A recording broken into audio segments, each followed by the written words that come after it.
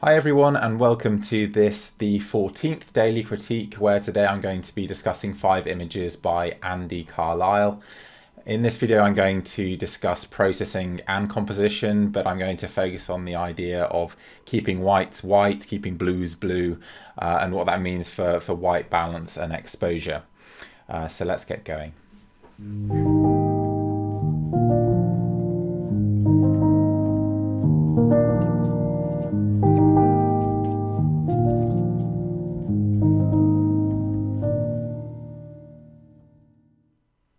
Right then, so these are the 5 images that Andy sent in, and he actually classified himself as an intermediate photographer, whereas I think the photographers in the videos before him would have classified themselves as advanced photographers. So he's a little bit further down the learning curve, but we were all there at one point. And there are some really nice images here of the winter on, I think, the southern coast of Iceland, although maybe this location is more out to the east. I can't remember exactly. I've actually never been to any of these locations myself, because I always focus my time on the highlands of Iceland. But I do have some familiarity with these areas, having seen photos of them before. So we'll start with this one and we'll go through them in Photoshop. Firstly, the editing of this one is really nice. There's a good contrast range here from your white to black. And it's nice and understated, a cold, neutral white balance, which kind of reflects the feeling, I guess, of being there. I would say that I would edit it slightly different myself, and I'll show you that in a second. But on the compositional side, this mountain on the left is just too much for the open sky on the right to handle. So there's a bit too much imbalance here. If you're framing the mountain against blue sky like that, you're always going to have that problem. It's not one that you can easily rectify. I mean, all you could do is start shifting this edge in, right edge in, as much as you can possibly bear to help with that imbalance. But really, you need some clouds to properly solve the problem. There's a few footprints running through here which slightly distract me, but I like this, all these interlocking mounds and the sense of perspective that comes with them. The figure's interesting to give a sense of scale. I've seen many photos of this location before, but never really had an idea how big these dunes really were, because grasses aren't the best cue necessarily. So I guess the figure's helpful in that way, although there's a slightly awkward pose going on there. It looks like a photographer kneeling down on one knee there. Yeah, I prefer my figures to be doing something more active, I guess, if they're included in an image, so that it looks, I suppose, less artificial. I mean, I certainly don't really like seeing photographers in my photos, which I suppose is slightly ironic, but a minor point there, but I thought I'd mention it anyway. And here is how I would edit it myself. So a bit darker and deeper. Maybe this is slightly too dark, actually. And richer color. I think if you do bring a bit more depth into this right hand side, it does just help to balance the mountain on the left. But I mean, you've still fundamentally got the same issue. But one thing I didn't quite understand about this edit was the choice to crop out the foreground. Maybe that's because the foreground was out of focus, or maybe it's because Andy didn't want the horizon to be a 50-50 split there. I'm not exactly sure, but to me that foreground adds a bit more perspective to the scene, but it actually helps make the whole mountain imbalance at the top less of an issue there, to me anyway. And yeah, so I'd choose to include that personally. And the colder white balance I've chosen, I think, helps to create a nice colour contrast between the grasses and the blues of the sort of hoarfrost that's on the sand there. So yeah, that's what I'd do with that one. Right, now this is probably the weakest of the images that Andy has sent in. To be honest, there's a lot that I don't like about this image. I can really see what Andy's trying to achieve here, because I think that creatively the ideas are really good. To have this like 1, 2, and then the rock stacks in the background there, to kind of lead you through the image. Unfortunately, I think these mounds don't really tie together very well. The snow separates them too much, and they seem to work more as individual subjects because there's so much contrast here. and having this foreground hill out of focus, I find quite distracting. Sometimes having near foreground thrown intentionally out of focus can be very effective, but I would say if you're trying that, you generally don't want your subject to be out of focus. So you need to decide whether whatever is in your foreground might classify as a subject, because I think if it does, then it should be in focus, really.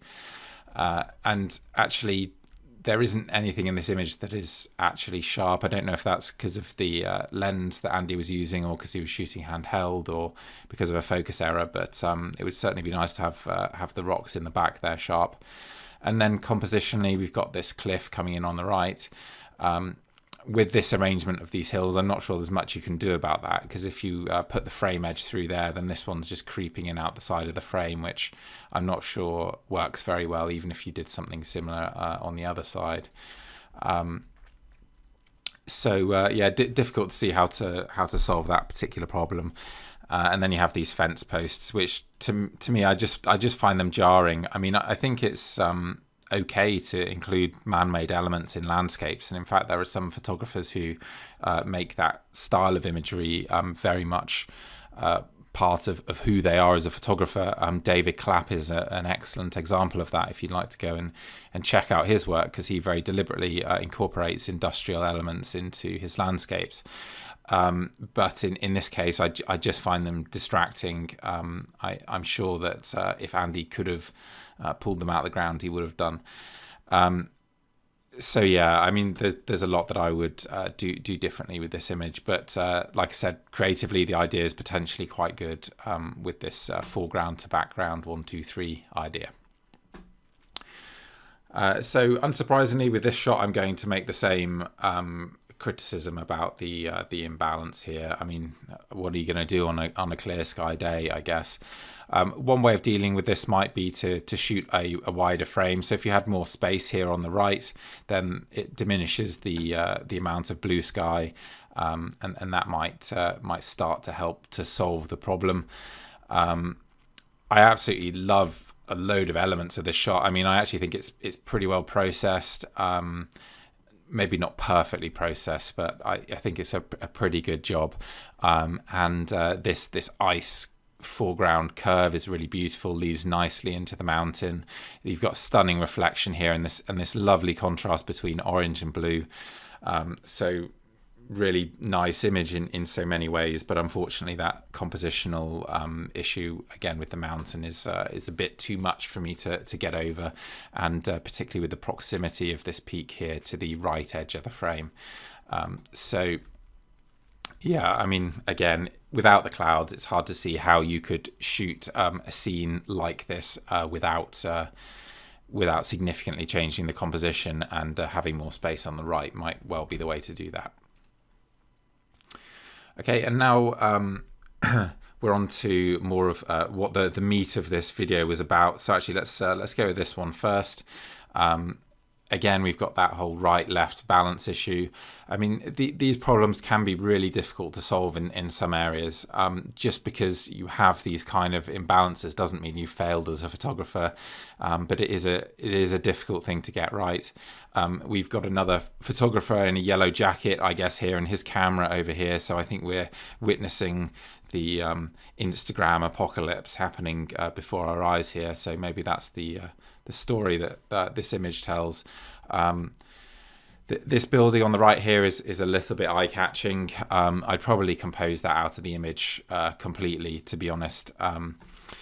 But in terms of the white balance, I think we've got a little bit too much magenta in here as well. You can start to see that creeping in, and sometimes these things are very difficult to spot if you haven't done a lot of photography and seen a lot of images, because you add magenta thinking that, well, the cloud looks a little bit nicer because there's some purples creeping in, and the orange rocks look a little redder, and you start to focus on those issues and forget that the sort of freshness is dropping out of the sky, and it starts to fight with other colours in the image. Although in this case, it's less objectionable than it might be in other cases.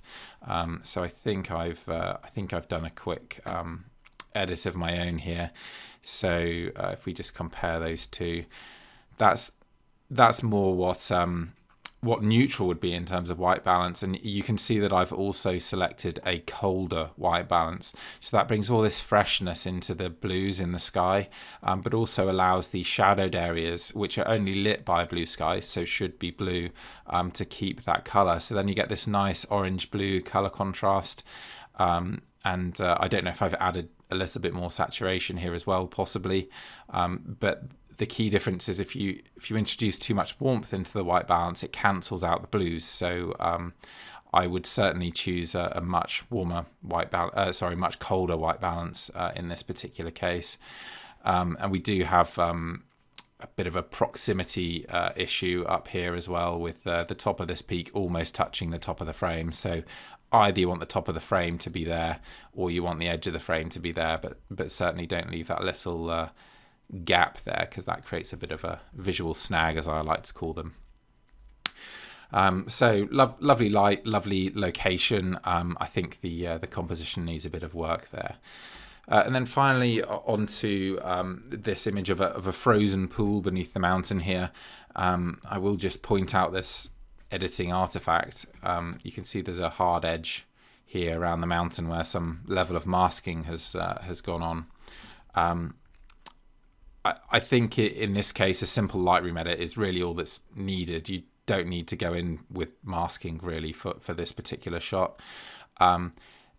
Unfortunately, this photo commits two cardinal sins to me. The first is having a reflection that is significantly brighter than the thing that is reflecting, which is obviously physically impossible.